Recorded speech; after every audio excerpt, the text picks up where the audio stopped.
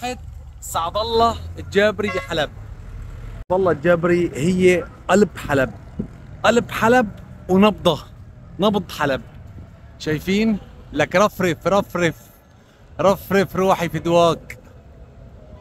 هي الساحة بلتقى تاريخنا وحاضرنا جوا هالساحة. يا إلهي يا إلهي على الأجواء، تفرجوا.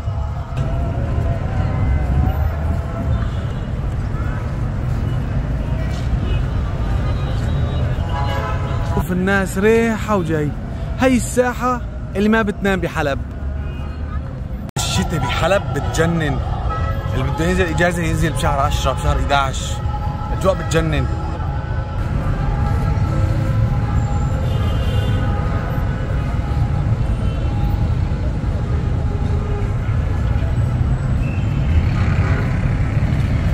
هي جيت بالليل او المغرب عشان اورجيكم اجواء الساحه بالليل.